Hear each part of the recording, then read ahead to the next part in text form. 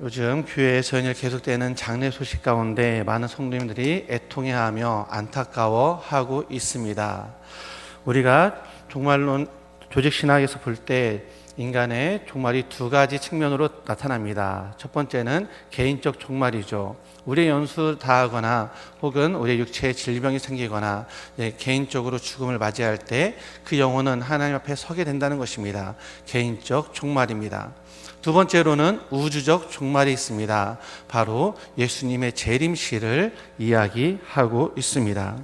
오늘 읽었던 우리 본문의 말씀은 이제 베드로가 7절 말씀에 만물의 마지막이 가까이 왔다 이렇게 시작을 합니다. 만물의 마지막, 바로 우주적 종말을 이야기합니다. 우주적 종말이라는 것은 예수님의 승천 이후부터 예수님의 재림시까지 지금 우리가 살아가고 있는 이 시대가 바로 마지막 때임을 우리는 알아야 될 것입니다.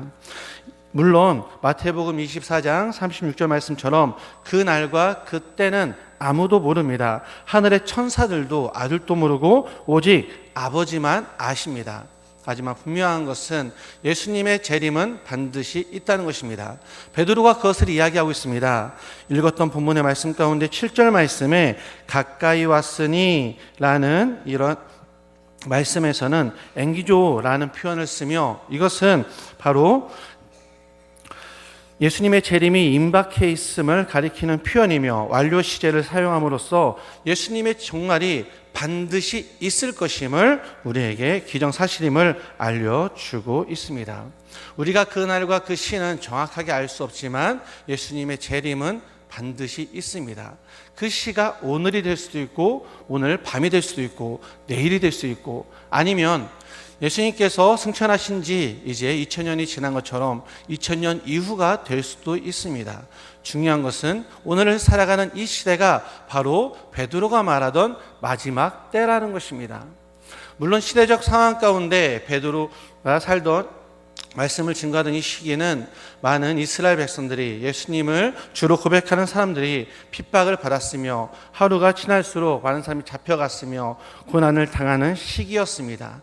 이러한 시기 가운데 베드로가 마지막 때에 어떻게 살아야 됨을 우리에게 하나하나 자세하게 알려주고 있습니다.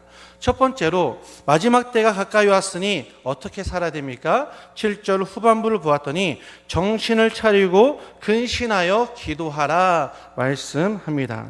여기서 정신을 차리라 라는 의미는 보존하다 혹은 지키다, 그 생각과 지혜와 이해력을 지키며 보존하다 라는 의미입니다. 바로 맑은 정신, 건전한 마음, 자기 마음을 통제하는 이러한 시기를 이야기하는 것입니다. 시대적 상황이 너무나 힘들었기 때문에 이 당시 많은 기독교인들이, 많은 예수 그리스도를 주로 고백하는 사람들이 마음이 무너져 갔습니다. 심지어 변절하는 사람도 많이 생겼습니다. 그러한 사람들에게 그러한 시기 가운데 베드로는 무엇이라 말합니까? 마음을 통제하며 마음을 지키며 맑은 정신을 가지라는 것입니다. 오늘날 우리는 어지러운 세상 가운데 살아오고 있습니다. 너무나 어지럽고 너무나 혼란스러워서 우리가 정신을 잃게 되면 자칫 잘못된 길을, 잘못된 판단을 할 수도 있는 것입니다. 예전에 담임 목사님께서 설교 시간, 예배 시간에 하셨던 예화가 기억납니다. 담임 목사님께서 너무나 정신이 없어서 사모님이셨죠. 쓰레기 봉투가 어디 갔나 했더니 옷장에서 찾으셨다는 그런 이야기를 하신 적이 있습니다. 비슷한 일이 있었습니다. 저도 이제 피곤한 가운데 몇 년 전 일인데요. 아내와 아이들과 함께 마트를 갔었습니다. 마트에 가서 장을 보고 더운 여름 날씨 가운데 시원한 수박 한 통을 샀습니다. 그리고 집에 돌아왔습니다. 그 마트 장 본다는 게 쉽지가 않더라고요. 몸과 마음이 녹초가 됐습니다. 저 시원한 수박을 먹음으로 몸과 마음을 회복해야겠다 하고 수박을 잘랐습니다. 아이고, 이게 웬일입니까? 수박이 다 콜았습니다. 어떻게 될까요? 당연히 바꿔야겠죠. 바로 이마트에 전화를 했고 지금 바꾸러 갈 테니 잘 바꿔달라 요청을 했습니다. 수박을 가져오라고 하더라고요. 그래서 저는 다시 그 수박을 검정 비닐봉투에 싸서 또 신발을 신고 차에다가 싣고 마트에 갔습니다. 마트에 가서 이제 내리면서 수박을 이제 바꿔야지 생각을 하고 수박을 찾는데 안 보이는 거예요. 안 보이는 거예요. 이상하다. 내가 분명히 뒷자리에 수박을 넣었는데 어디 갔을까? 한참 찾는데 안 보여요. 근데 그 앞에 내 눈앞에 보이는 검정 비닐봉다리가 있었습니다. 뭐였을까요? 애들 기저귀 쌓아놓은 거. 흔히 말하는 똥기저귀를 말하죠. 그것을 내 차에 싣고 열심히 달려왔더라고요. 마트 주차장에서 제 마음이 무너졌습니다. 도대체 이게 뭔가. 다시 전화를 했습니다. 어떻게 할까요? 했더니 그냥 오래요. 그냥 수박은 버리고 오래요. 감사하게 똥기저귀를 가져갔지만 새로운 수박을 받을 수 있었습니다. 너무나 정신이 없으니까 그만 신발을 신고 나오면서 정말 불평이 많았죠. 왜 이런 걸 팔어? 왜 이런 수고가 있을까? 하면서 불평하면서 나왔는데 참 웃지 못할 해프닝이 일어났습니다. 우리가 정신을 잃게 되는 그 순간 우리는 본질을 잃어버릴 때가 있다는 거예요. 내가 수박을 챙겨야 되는데 쓰레기를 챙겼던 것처럼 이 땅을 살아가면서 정말 말씀을 붙잡고 믿음으로 살아가야 되는데 정신이 혼미한 그 순간 우리가 말씀을 놓치고 믿음을 놓치고 나도 모르게 혼탁한 세상 가운데 섞여 사는 어지러운 세상 가운데 나도 모르게 무너지는 삶을 살게 된다는 것입니다. 그런데 이 말씀을 더 깊이 살펴보았더니 근신하여 무엇하라 말씀하고 있습니까? 근신하여 기도하라 말씀합니다. 근신하여 기도하라. 여기에 대한 말씀도 에이스 프로시카스라는 의미인데요. 무슨 뜻이냐? 이 근신하다도 마음을 다잡고 정신을 차리다, 맑은 정신을 차리다라는 의미가 있는데 더 분명한 뜻은 무엇이냐면 기도하기 위하여 근신하라. 기도하기 위하여 맑은 정신을 가지라 말씀하는 것입니다. 이렇게 7절 말씀 가운데 우리에게 맑은 정신을 가지고 살아가라는 것은 단지 이 땅 가운데 정신만 차리는 것이 아니라 기도하기 위하여 맑은 정신을 가지고 기도하기 위하여 우리의 마음을 다잡고 정말 기도하기 위하여 근신하라, 이러한 목적을 가지고 하신 말씀인 것입니다. 즉 이 땅을 살아갈 때 하나님과 나 사이의 관계를 이야기하는 것입니다. 내가 이 땅을 살아가는데 이 마지막 때를 살아가는데 어지럽고 혼탁하며 많은 고난과 핍박이 있으며 정말 이 마지막 말세 중에 마지막을 살아가는 이 시대에 내가 할 일은 무엇이냐? 하나님과 나 사이의 관계를 점검하라는 것입니다. 기도하기 위하여 맑은 정신을 가지고 기도하기 위하여 근신해서 뭐 하라는 것입니까? 기도하라는 것입니다. 그렇습니다. 베드로가 말하는 것은 하나님과 관계를 이야기하고 있으며 이 시대 가운데 기도가 정말 우리의 정신을 맑게 하고 기도하기 위하여 우리가 모든 삶을 바로잡는 것이 중요하다는 것을 알려준다는 것입니다. 하나님의 사람들은 모두가 기도하는 사람이었습니다. 기도할 때 승리하였고 기도를 안 할 때 실패한 모습들을 우리는 성경 곳곳에서 찾아볼 수 있습니다. 너무나 잘 아는 것처럼 사무엘상 30장 말씀 가운데 다윗이 그의 용사들과 함께 집에 돌아왔을 때 그의 집, 그의 마을은 아말렉 군인에 의해서 완전히 다 빼앗기는 상태가 되었습니다. 다윗의 아내도 잡혀갔고 친척들도 잡혀갔고 그 모든 재물들도 아말렉 군인들이 다 빼앗아 갔습니다. 사람들이 난리가 났습니다. 아내를 찾으러 가야 된다고, 재물을 찾으러 가야 된다고 난리가 났습니다. 어지러운 상황이었고 혼란스러운 상황이었습니다. 그때 다윗이 한 것은 무엇입니까? 그래, 우리 칼과 말을 챙겨라, 칼과 용사들 모아라, 우리 쫓아가자 했습니까? 절대 아니라는 것입니다. 그때 다윗이 한 것은 바로 하나님을 향해 손을 들고 기도했습니다. 30장 8절의 말씀 보았더니 다윗이 하나님께 기도합니다. 하나님, 우리가 쫓아갈까요? 그때 하나님께서 대답하십니다. 응답해 주셨습니다. 그래, 쫓아가라. 네가 다시 모든 것을 찾을 수 있으리라. 다윗은 하나님의 말씀에 의지하여 쫓아갔고 그의 아내 또한 그가 빼앗겼던 모든 재물들을 찾아올 수 있었습니다. 기도할 때 하나님께서는 그의 삶을 인도하셨고 기도할 때 하나님께서는 그의 길을 선한 길로 인도하셨습니다. 반대로 사무엘 선지자가 여호수아가 어떠한 일을 행했습니까? 여호수아 9장을 말씀을 보았더니 이제 이스라엘 백성들이 그 가나안 땅을 정복해 나가며 하나하나 성들을 물리치며 나아갈 때 기브온 거민들이 여호수아를 숙였습니다. 멀리서 온 것처럼 곰팡이 난 떡과 또한 그의 옷과 신발을 다 해지는 옷을 입고 찾아갔습니다. 그리고 이야기합니다.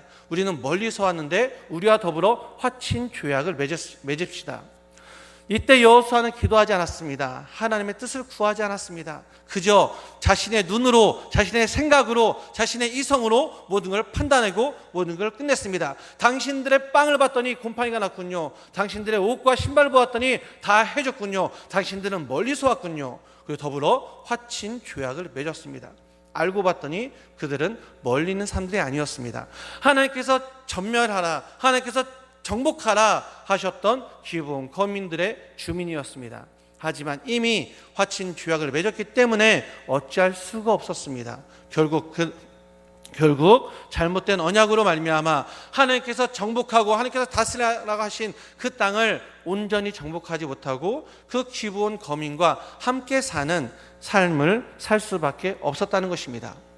출애굽기 17장 말씀 보았더니 이스라엘 백성들이 광야에서 생활을 할 때 아말렉과의 전쟁을 하게 됩니다. 그때 여호수아가 앞장서서 싸우게 되었고, 또한 모세는 뒤에 산으로 올라가서 이제 기도를 합니다.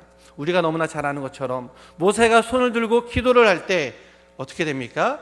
이스라엘 백성들이 아말렉 군인들을 쳐서 승리하는 모습을 보여줍니다. 너무나 지치고 피곤해서 두 손이 내려올 때 어떻게 됩니까? 아말렉 군대가 승리하는 모습을 보여주게 됩니다. 옆에 있던 아론과 훌이 그 모습을 보고 어떻게 합니까?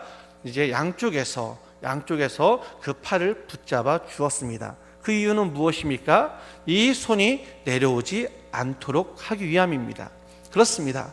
이 마지막 때에 살아가는 우리의 모습 어떻게 살아가야 됩니까? 우리는 손을 들고 기도해야 됩니다. 하나님과 관계를 바로 세워야 됩니다. 기도할 때 하나님의 은혜가 있으며 기도할 때 하나님의 역사가 일어난다는 것입니다. 빌 하이빌스 목사님께서 쓰신 책 가운데 너무나 바빠서 기도합니다 라는 책이 있습니다. 이 책 가운데 유명한 구절이 있습니다. 유명한 문구가 있습니다. 우리가 일할 때는 우리가 일하는 거지만 우리가 기도할 때는 하나님께서 일하신다는 것입니다. 우리가 일할 때는 우리가 힘을 쏟고 우리가 시간을 들이고 우리가 마음을 쏟고 우리가 열심히 나가지만 그 한계는 명확합니다. 내 능력, 내 힘, 한계가 명확합니다. 아니, 한계가 있다 할지라도 내가 힘쓰고 애쓴다 할지라도 그 일이 잘 될지 안 될지는 모릅니다. 하지만 하나님께서 일하실 때는 분명합니다. 하나님께서 일하실 때는 하나님의 뜻이 이루어지며 하나님께서 일하실 때는 하나님의 역사가 일어난다는 것입니다. 인간이 상상할 수도 없는 방법으로, 인간이 정말 계획할 수도 없는 섭리로 하나님의 은혜와 하나님의 역사가 일어난다는 것입니다. 영국의 한 주교가 말했습니다. 사람이 기도하기 시작할 때 얼마나 많은 우연의 일치가 발생하는지 놀랍지 않은가? 얼마나 많은 우연이 발생하는지 놀랍지 않은가? 이것이 바로 기도의 능력이라는 것입니다. 사랑하는 성도님, 너무나 바쁘십니까? 기도하시길 바랍니다. 너무나 힘드십니까? 기도하시길 바랍니다. 가정에 문제가 있습니까? 기도하시길 바랍니다. 너무나 지치고 피곤하고 일어설 힘이 없습니까? 기도하시길 바랍니다. 우리가 기도할 때 하나님께서는 그 기도 가운데 응답해 주시고, 우리가 하나님의 이름을 부르며 하나님을 찾을 때 하나님께서는 반드시 하나님의 뜻하심 가운데 하나님의 길로, 가장 좋은 길로, 가장 선한 길로 인도해 주실 줄 믿습니다. 예수님께서 이러한 기도의 삶을 사셨습니다. 예수님께서는 새벽 미명에 기도하셨고 습관처럼 기도하셨고 너무나 바쁘고 피곤해도 기도하셨습니다. 십자가를 앞둔 상황에서도 기도하셨습니다. 예수님께서는 기도할 필요가 없는 분이셨습니다. 삼위일체의 하나님이셨고 하나님의 뜻을 밝히 알고 있었던 분이십니다. 그럼에도 불구하고 기도하셨습니다. 왜 그렇습니까? 기도의 능력이 있다는 것을 보여주시는 것입니다. 기도의 본을 우리에게 보여주시는 것입니다. 오늘 이 시간 기도하는 성도님이 되시길 바랍니다. 이 마지막 때에 우리에게 명령하신 것은 무엇입니까? 바로 근신하여 기도하라는 것입니다.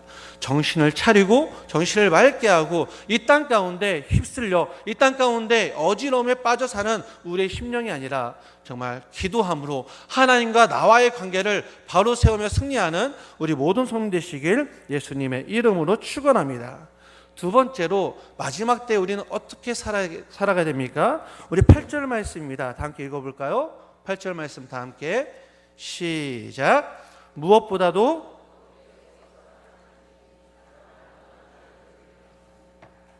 무엇보다도 뜨겁게 사랑하라 말씀합니다. 사랑은 허다한 죄를 덮습니다.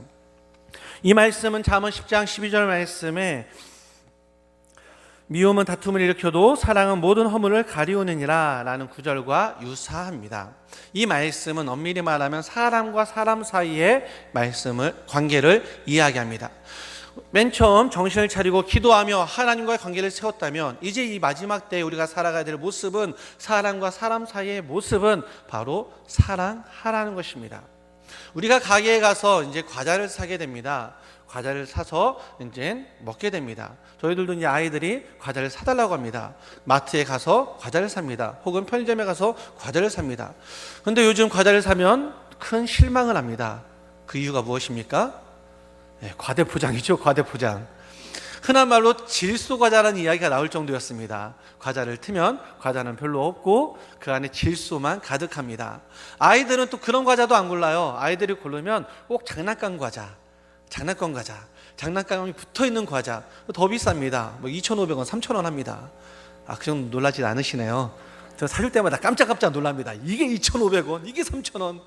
근데 그 안에 딱 열어보면 장난감도 이만한 거 들어있고요, 과자도 이만큼 들어있습니다. 그래놓고 2,500원, 3,000원.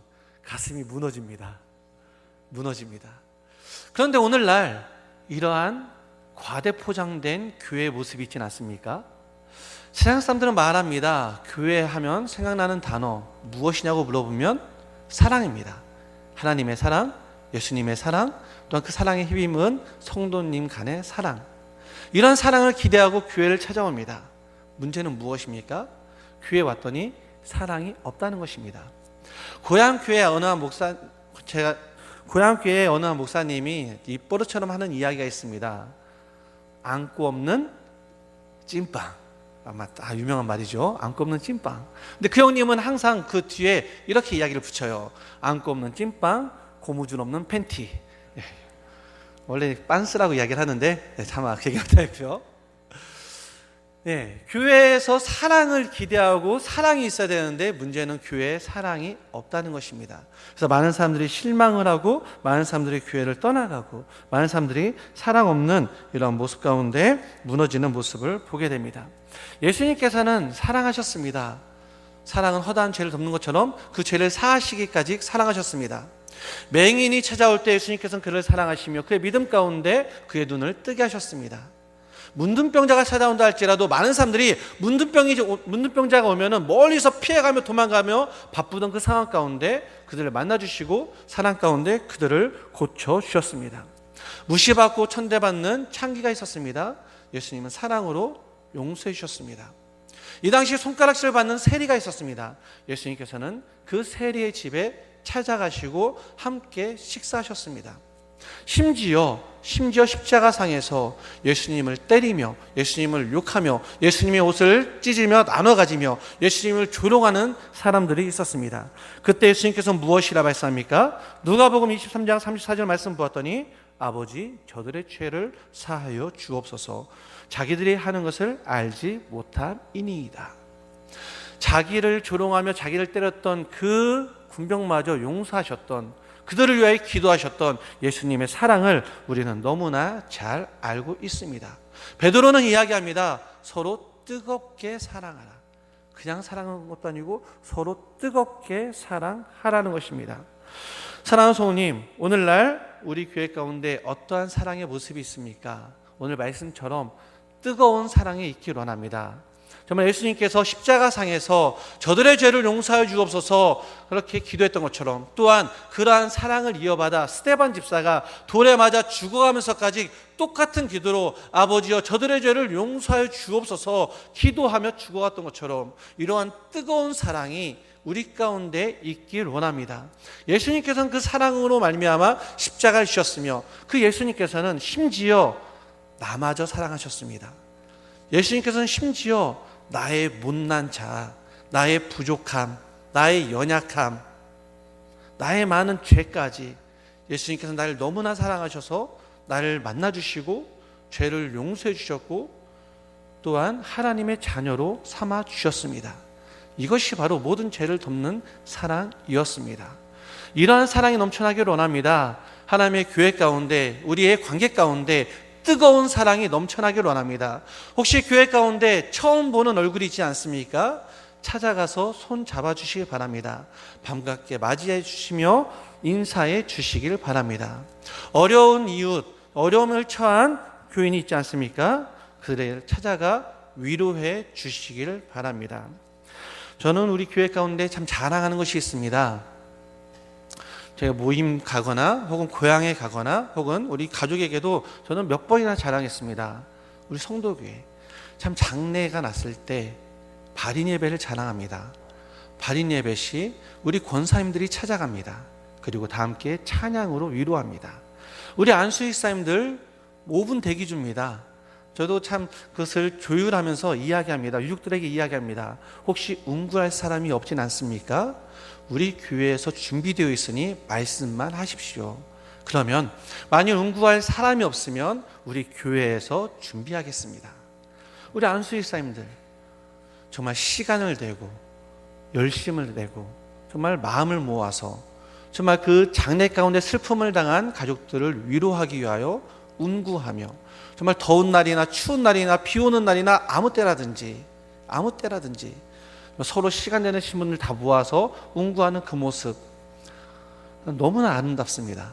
가는 곳마다 자랑합니다. 우리 교회 자랑합니다. 이것이 뜨거운 사랑이라고 생각을 합니다. 하나님의 교회 가운데 이러한 사랑이 더욱더 넘쳐나길 원합니다. 요한복음 13장 35절 말씀 보았더니 너희가 서로 사랑하라. 너희가 서로 사랑하면 이로써 모든 사람이 너희가 내 제자인 줄 알리라 말씀하고 있습니다. 우리가 뜨겁게 사랑할 때 하나님의 교회에 사랑이 넘쳐나고 우리가 뜨겁게 사랑할 때 많은 사람들이 우와 저 사람들은 하나님의 사람이야. 예수님의 제자야. 알게 된다는 것입니다. 이것이 바로 또한 복음 증거의 한 방법인 줄 믿습니다. 오늘 하나님의 교회에 이러한 뜨거운 사랑이 넘쳐나기를 원합니다. 옆 사람이 반갑고 앞뒤 사람이 반갑고 나갈 때 그냥 슝 가는 것이 아니라 서로 로비에서 인사하고 잘 지냈냐고 일주일도 승리하길 바란다고 서로 안아주고 격려하고 일주일 동안 잘 지내다가 다시 주일날 교회에 모였을 때 잘 지냈냐고 물어보고 다시 한번 안아주고 손 잡아주는 그러한 교회가 되길 원합니다. 많은 사람들이 사랑이 없어서 정말 억울함을 당하고 사랑이 없어서 외로움을 처하며 사람이 없어서 그 누구 하나 의지할 사람 한 사람 없는 이 시대 가운데 하나님의 교회만큼은 이러한 사랑이 넘쳐나서 서로 사랑을 나누고 사랑이 넘쳐나서 세상 사람들까지 이 사랑을 증거할 수 있는 하나님의 아름다운 교회가 되길 예수님의 이름으로 축원합니다. 마지막 세 번째로 이제 베드로가 말하는 것은 무엇입니까? 10절 말씀 보았더니 각각 은사를 받은 대로 하나님의 여러 가지 은혜를 받은 선한 청지기 같이 서로 봉사하라 말씀합니다. 이제 자신의 주어진 그 삶에 대해서 그 사역에 대해서 이야기를 합니다. 너희가 이제 하나님의 사람으로서 하나님의 교회에서 하나님의 나라에서 하나님의 일꾼으로 살아가는데 그 정체성이 무엇이냐 따라해 볼까요? 선한 청지기는 바로 자신의 것을 주장하는 사람이 아닙니다. 청지기라는 것은 맡은 자의 의미입니다. 청지기라는 것은 자기의 의견, 자신의 생각을 주장하는 것이 아니라 하나님, 그 주인의 뜻을 말하며 주인의 뜻대로 행하는 것이 청지기라는 것입니다. 그래서 이후에 무엇이라 말씀하냐? 11절 말씀 보더니 말하려면 하나님의 말씀을 하는 것 같이 하고 봉사하려면 하나님이 공급하시는 힘으로 하는 것 같이 하라 말씀합니다. 말 한마디를 해도 어떤 봉사를 해도 하나님의 뜻하심대로 말하고 또한 하나님께서 주시는 힘으로 감당하라는 것입니다. 이것이 청지기의 삶인 줄 믿습니다. 하나님의 뜻을 드러내는 그러한 청지기를 이야기하고 있습니다. 이러함으로 알미암아 하나님의 교회가 살고 이러함으로 알미암아 하나님의 나라가 산다는 것입니다. 정말 말을 할 때 한마디를 하더라도 정말 하나님이라면 어떤 말씀하실까 이러한 것을 생각하며 기억하며 말씀하시길 바랍니다. 교회에 대나무 같은 신자가 있고 참나무 같은 신자가 있습니다. 우리 성도님들은 대나무십니까? 참나무십니까? 무슨 뜻인지 모르시겠죠? 제가 어렸을 때 불렀던 노래가 있습니다. 뽕나무가 뽕하고 방구를 끼면 대나무가 대끼놈 야단을 쳤네. 참나무가 점잖게 하는 말 참아라. 운율이 있습니다. 네. 뽕나무가 뽕하고 방구를 끼면 네. 그런 이야기죠. 교회 안에서 서로 말을 하는데 대나무 같은 말을 하신 분이 있습니다. 사사건건 십일 것이며 사사건건 내 생각은 말이야 이게 아니야. 사사건건 이렇게 하면 안 돼. 사사건건 공동체를 무너뜨리고 사사건건 정말 그 심령을 무너뜨리는 그러한 말이 있습니다. 그러한 삶이 있습니다. 대나무 같은 신자가 있습니다. 근데 반면에 참나무 같은 신자가 있습니다. 억울한 일을 당해도 어떠한 일을 당해도 그저 참으면서 그래 하나님께서는 이렇게 하시는 걸 좋아하시겠지. 하나님의 뜻이 여기에 있겠지. 하나님의 뜻을 구하면서 정말 청지기로서 사명을 감당하시는 분이 있습니다. 우리 성도님들은 대나무십니까? 참나무십니까? 대나무보단 참나무가 많기 바랍니다. 그렇습니다. 성경은 분명하게 말씀하고 있습니다. 말 한마디를 해도 사람을 살리고 하나님의 뜻을 이루는 하나님의 말씀을 하는 것 같이 하라 말씀을 하고 있으며, 혹은 봉사를 하려면 내 생각, 내 뜻이 아니라 하나님께서 주시는 힘으로 하나님의 은혜로 모든 걸 감당하라 말씀하고 있습니다. 그래서 오늘 10절 말씀에 그 선한 청지기가 맡은 것이 무엇입니까? 선한 청지기가 맡은 것은 각각 받은 은사대로 10절 말씀에 따라해 보겠습니다. 은혜를 맡았다. 청지기가 맡은 것은 그냥 일이 아닙니다. 청지기가 맡은 것은 정말 어떠한 책무가 아닙니다. 오늘 성경은 말씀합니다. 바로 은혜를 맡은 선한 청지기라 말씀해 주고 있습니다. 하나님의 은혜라는 거예요. 내가 받고 있는 그 일, 내가 갖고 있는 그 직분, 내가 봉사하는 그 봉사, 식당에서 혹은 전도로 혹은 찬양대로 혹은 교사로 혹은 기도의 자리로 혹은 직분의 자리로 하는 그 모든 일들이 바로 하나님께서 우리에게 각각 은사대로 주시는 하나님의 은혜를 받은 선한 청지기라는 것입니다.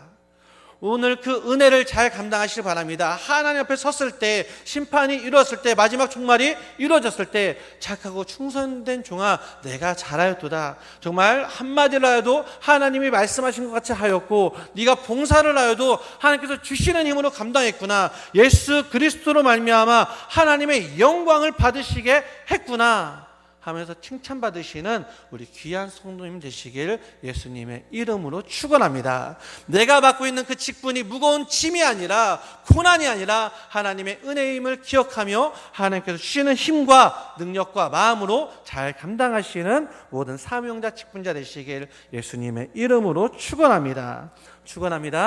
다 함께 기도하겠습니다.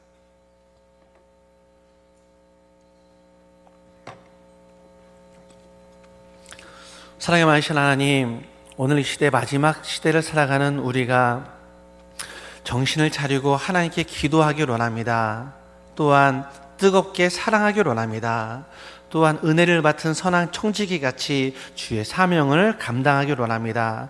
이로 말미암아 하나님의 영광이 드러나며 이로 말미암아 하나님의 은혜가 넘쳐나는 복된 삶을 살게 하여 주시옵소서. 하나님, 이 시대 가운데, 이 혼탁한 세상 가운데 우리가 기도할 때 하나님께서 역사해 주시고 기도할 때 승리케 하여 주시옵소서. 뜨겁게 사랑함으로 말미암아 하나님의 교회가, 하나님의 영광이 이 시대 가운데 만방에, 온 열방에 증거될 수 있도록 은혜를 더하여 주시옵소서. 나에게 직분 주시고 사명 주심을 너무나 감사합니다. 이 직분과 이 사명이 고난과 무거운 짐이 아니라 하나님께서 주신 은혜로서 하나님께서 주시는 힘과 능력으로 잘 감당할 수 있도록 주님께서 인도하여 주시옵소서. 감사합니다. 예수님의 이름으로 기도합니다. 아멘.